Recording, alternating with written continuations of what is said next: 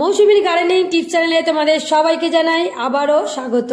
আজকে থাম্বনেল থেকে বুঝতে পেরেছো কি নিয়ে ভিডিও। হ্যাঁ বন্ধুরা, আজকে পাতাবাহার গাছ বা অর্নামেন্টাল প্ল্যান্ট এই ক্রোটন গাছের আজকে ওয়াটার প্রপাগেশন তোমাদেরকে দেখাবো। তো ওয়াটার প্রপাগেশন শুনে বুঝতেই পারছো জলের প্রপাগেশন কিভাবে তৈরি করব সেটা নিয়ে আজকের ভিডিও শুরু করার আগে বলবো যে মৌসুমীর ডায়েরি অ্যান্ড ব্লগ চ্যানেল নামে আমার আরও একটি ব্লগিং চ্যানেল আছে, সেইখানে আপনারা যদি সাবস্ক্রাইব করে রাখেন তাহলে কিন্তু সব ট্যুর ট্রাভেল ব্লগ, হসপিটালের সম্বন্ধে এবং রান্নার রেসিপি সম্বন্ধে ভিডিও কিন্তু আপনারা নিত্য নতুন দেখতে পাবেন। আর মৌসুমী ফুড ম্যাজিক চ্যানেলে আমি রান্নার রেসিপি শেয়ার করে থাকি। আর তার সাথে মানে যদি ফেসবুকে আমাকে দেখতে চান তাহলে মৌসুমী রায় নামে ফেসবুক পেজটার মধ্যে ফলো করলে আমাকে আপনারা দেখতে পাবেন, আমারই ছবি দেওয়া রয়েছে। তো আজকে দেখতে পাচ্ছেন এই ক্রোটনের কিন্তু আজকে এই প্রপাগেশন দেখাবো। তো দেখতে পাচ্ছেন এই মোটা যে পেন্সিল উডের মতো এই কাটিং থেকে কিন্তু আজকে চারা তৈরি করা দেখাবো। তো সেটা কিভাবে সম্ভব, তো প্রথমে আমি দেখাবো যে এইখানের এই গাছটা একবার দেখুন। এই গাছটা হচ্ছে soil propagation, same croton plant দেখতেই পাচ্ছেন। তো এটা কিন্তু সয়েল মাটির মধ্যে সুন্দরভাবে গ্রো করে গেছে। তো এইটা হচ্ছে কয়েকদিন আগেই আমি এই গাছটা বুনেছিলাম, এটার হচ্ছে একটু সয়েল প্রপাগেশন। তো নর্মাল ওই আমার তৈরি যে গার্ডেন সয়েল, সেই গার্ডেন সয়েলের মধ্যে কিন্তু সুন্দরভাবে গাছটা আমার গ্রো করে গেছে, স্টেবল রয়েছে। এইবার আমি সেই গাছেরই আরও একটা কাটিং নিয়ে এসেছি, এই গাছের কাটিং থেকে চারা তৈরি করা দেখাবো।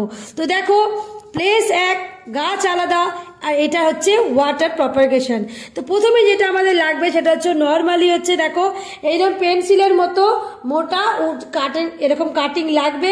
আর কাটিংটা হতে হবে খুব হেলদি, দেখেই বুঝতে পারছো গাছটা কতটা হেলদি। আর লাগবে প্লেন ওয়াটার। তো দেখো এখানে জল নিয়ে নিয়েছি, প্লেন জল। তো এই জলের মধ্যে তোমরা হালকা রুটিন হরমোন দিতে পারো, বা অ্যালোভেরা জেল দিতে পারো, বা হলুদ গুঁড়ো দিতে পারো। কিচ্ছু না দিলেও প্লেন এরকম যে কোনো বোতলের মধ্যে হোক, গ্লাসের মধ্যে হোক, বা এরকম মগের মধ্যে হোক, এই কিন্তু জল ভরে নিয়ে জাস্ট এরকম কাটিংটাকে 45 ডিগ্রি অ্যাঙ্গেল করে কাটতে পারো। কিন্তু এখানে আমার 45 ডিগ্রি অ্যাঙ্গেল করে কাটা নেই, আমি এটা 45 ডিগ্রি অ্যাঙ্গেল করে কেটে নিচ্ছি। 45 ডিগ্রি অ্যাঙ্গেল করে সুন্দর করে কেটে নিচ্ছি দেখো।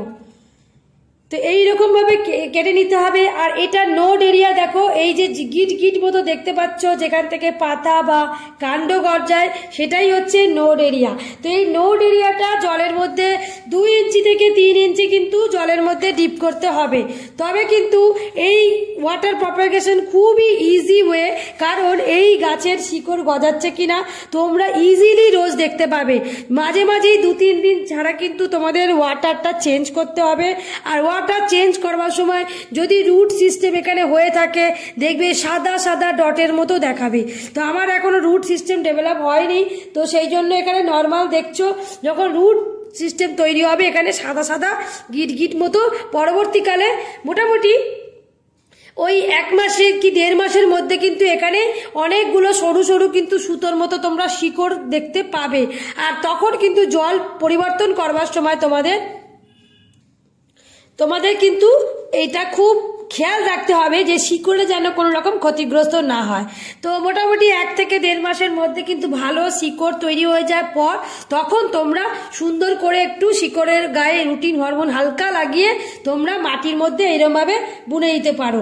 তবে আমার এইটা গাছটা কিন্তু অলরেডি চ্যানেলে ভিডিও দেওয়া রয়েছে কিভাবে আমি কাটিং থেকে চারা তৈরি করেছিলাম। তো তখন কিন্তু আলাদা করে রুট আমি তৈরি করাইনি, নর্মালি গাছের কাটিং নিয়ে এসে আমি মাটির মধ্যে বুনে দিয়েছিলাম, তারপরে এই গাছটা আমার বেঁচে গেছে।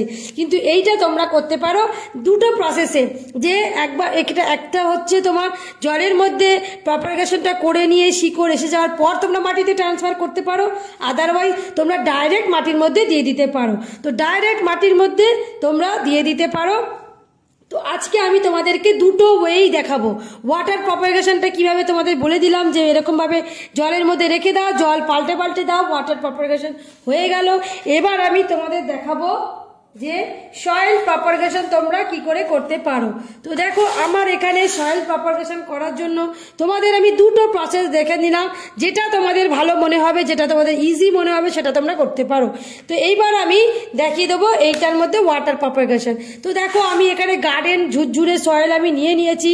আমার বাড়িতে তৈরি লিভ কম্পোস্ট তৈরি করি, মানে কিচেনের যে ওয়েস্ট, মানে রান্না করা তরি তরকারি নয় বন্ধুরা, আমি তৈরি করি মানে সবজির শাকসবজির যে খোসা, ফলের খোসা, কলার খোসা, যা যা খোসা হয় সেই খোসাগুলো দীর্ঘদিন মাটির তলায় রেখে তার উপর স্টেপ বাই স্টেপ মাটি রেখে রেখে 2-3 মাস পর কিন্তু এরকম ঝুরঝুরে মাটি যখন আমি চেলে নিই তখন এরকম ঝুরঝুরে মাটি তৈরি হয়ে যায়।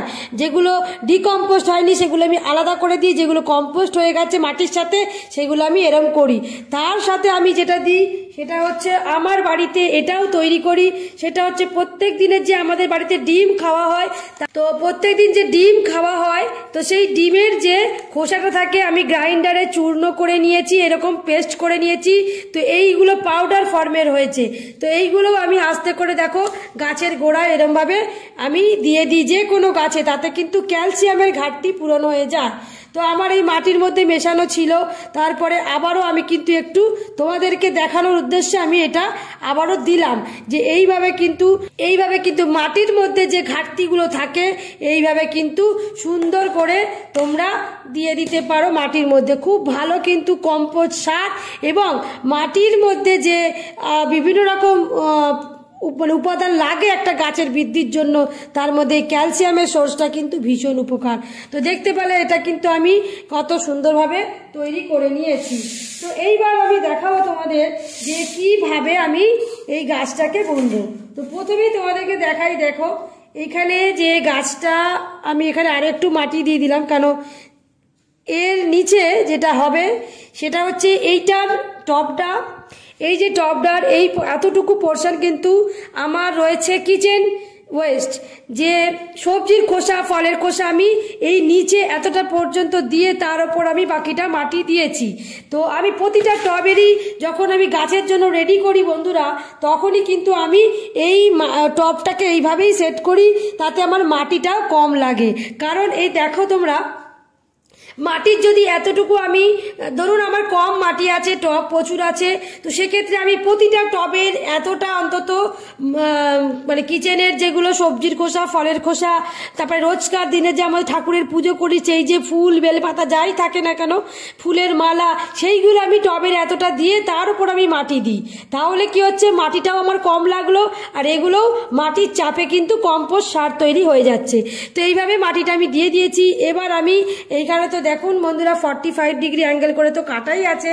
এবার আমি কি করব, এইখানে লাগিয়ে নেব রুটিন হরমোন। রুটিন হরমোন বলতে এখানে আমার ফাঙ্গিসাইড আছে, আপনাদের কাছে ফাঙ্গিসাইড না থাকলে হলুদের গুঁড়ো কিংবা অ্যালোভেরা জেল কিংবা দারচিনি কিংবা আপনাদের কাছে যদি কলার পোর্শনটা একটুখানি ঘষে নিতে পারেন বা টমেটোর রস দিতে পারেন। তো এইভাবে কিন্তু আমি এখানে দেখুন ভালো করে রুটিন হরমোন যতটুকু পোর্শন আমার মাটির তলায় থাকবে ততটুকু আমি ভালো করে লাগিয়ে নেব। বিশেষ করে যেখানটা আমি 45 ডিগ্রি কাটলাম সেই জায়গাটাতে তো ভালো করে দেব, কারণ মাটির মধ্যে লেগে যেন মাটির কোনো ফাঙ্গাস যাতে অ্যাটাক করে আমার গাছটাকে নষ্ট না করতে পারে। তো এবার তোমাদের বলবো যে এই যে গাছটা আমি বুনতে চলেছি, এই গাছটার দেখো কতগুলো পাতা রয়েছে। তোমরা চাইলে এখান থেকে আরও 5-6টা পাতা এখান থেকে কেটে কেটে ফেলে দিয়ে তোমরা ওপরে 2-3টে পাতা রাখতে পারো। আদারওয়াইজ এইভাবেও যদি তোমরা বুনে দাও, অটোমেটিকলি যখন শিকড়টা এখানে গজানো শুরু করবে কিছু কিছু পাতা কিন্তু এমনি ঝরে পড়ে যাবে বন্ধুরা। তো সেক্ষেত্রে কিন্তু কোনো অসুবিধা নেই। তো এইখানে এবারে আমি এইটা, যেহেতু আমার ঝুরঝুরে মাটি সেই জন্য কিন্তু এইটা একটু ঢোকালেই কিন্তু ঢুকে যাবে। শক্ত মাটি হলে কিন্তু কিছু একটা টুলস ব্যবহার করে এটা দিতে হবে। তো আমি দেখো এখানটা কিন্তু এই 2 ইঞ্চি মতো আমি জাস্ট মাটির মধ্যে বুনবো, শুধু 2 ইঞ্চি মতো মাটিতে বুনবো, এর থেকে বেশি বুনবো না। এইবার বোনার পর আমি কিন্তু ভালো করে এই ধারের পোর্শনগুলো অবশ্যই কিন্তু ভালো করে কিন্তু এইগুলো একদম চেপে চেপে দেব। দেখতে পাচ্ছ তোমরা, দেখো তো যেহেতু গাছের তলা অবধি পাতা আছে তাই তোমরা হয়তো দেখতে পাচ্ছ না, দেখো।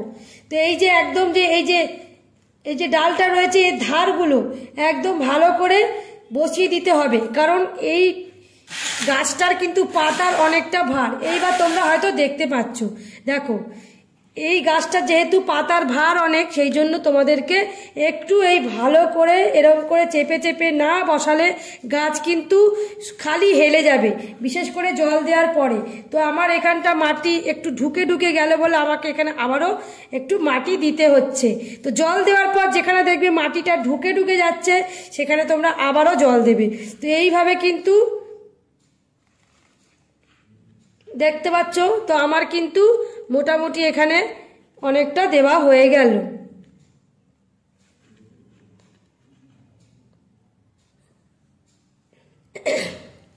তো আমার কিন্তু এখানে দেখো চেপে চেপে ভালো করে এটা বোনা হয়ে গেছে।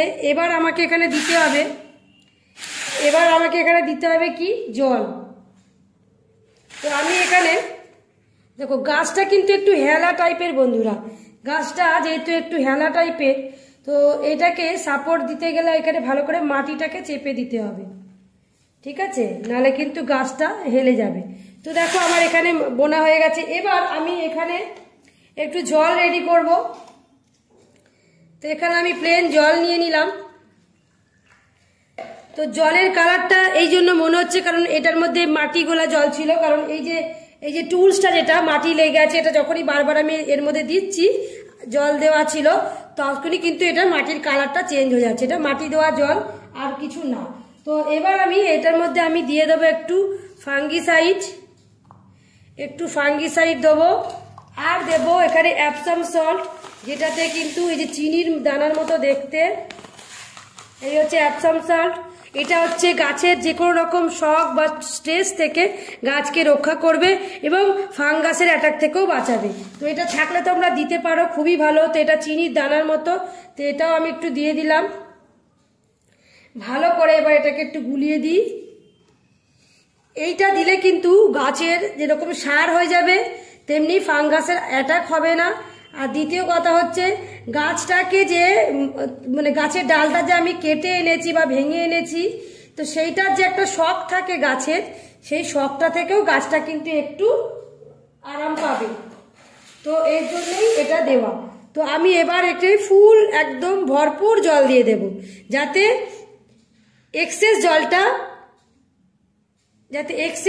যাতে এই কন্টেনারটার মধ্যে পড়ে যায়। কারণ প্রথমে যখন আমরা গাছ বুনবো তখন ভরপুর জল দিতে হবে, যাতে ওভারঅল মাটিটা ভিজে গিয়ে এই মাটির মধ্যে যাতে এয়ার পকেট না হয়, কারণ এয়ার পকেট হলেই গাছে ফাঙ্গাস অ্যাটাক করবে। তো দেখতে পাচ্ছ ভালো করে জল দিয়ে দিয়েছি, যতক্ষণ না তলা দিয়ে জলটা পড়ছে ততক্ষণ কিন্তু ওপরে আবারও জল দিতে হবে। তো আমি যা জল দিয়েছি যদি নিচ দিয়ে বেরোয় তাহলে বুঝবো, আমি যা জল দিয়েছি যদি নিচ দিয়ে জলটা বেরোয় তাহলে বোঝা যাবে যে একদম পুরোটা মানে ভিজে গেছে, মাটিটা পুরোটাই মানে ভিজে গেছে। তো দেখো এখান থেকে কিন্তু জল এখনো বেরোয়নি, এটা শুকনো, তার মানে আরও আমাকে এখানে একটু জল দিতে হবে। প্রথমবার যে জলটা দেব সেই জলটা কিন্তু মোটামুটি 6-7 দিন ধরে মাটিটা ভেজাই থাকে, আর জল দিতে হবে না। তারপর যদি তোমরা দেখো যে ওপরের 2 ইঞ্চি মতো মাটিটা শুকনো লাগছে, তখন তোমরা আবার একটু জল দেবে। তবে যতদিন না চারা গজাচ্ছে ততদিন মাটিটা একটু ময়েস্ট থাকতে হবে। মাটি শুকিয়ে গেলে কিন্তু গাছের শিকড়টাও শুকিয়ে যাবে, মরে যাবে। তো এটা এখন একটু শেডি এরিয়ায় রাখতে হবে, যেখানে কোনো বড় গাছের তলায় রাখতে পারো, যেখানে একটু শেড পাবে, কিন্তু আলো বাতাসটা সারাদিনই পাবে, কিন্তু রোদ পাবে না। মানে একদম দুপুর খটখটে রোদে রেখে দিলে কিন্তু গাছটা মরে যাবে। তো এমন জায়গায় রাখতে হবে যাতে আলো বাতাসটা পায় কিন্তু প্রচণ্ড রোদের যে তাপটা না পায়। তো দেখো এইটাই তোমাদেরকে আমি দেখাতে যাচ্ছিলাম যে এত গাছের ভার, এতগুলো পাতা, দেখো মাটির থেকে কিন্তু গাছটা বেরিয়ে এলো আমার। এই প্রবলেমগুলো কিন্তু হয় বন্ধুরা, এগুলো তোমাদের সাথে আমি এই জন্যই শেয়ার করলাম। দেখো দেখছো উবড়ে এলো, যেহেতু পাতার ভার, তো তোমরা চাইলে পাতা কতগুলো কমিয়ে দিতে পারো। তো আমি এখানে আবারও ওইভাবে একটু ঢুকিয়েই দিচ্ছি। তো আমাকে এখানে আরও কিছুটা মাটি দিতে হবে।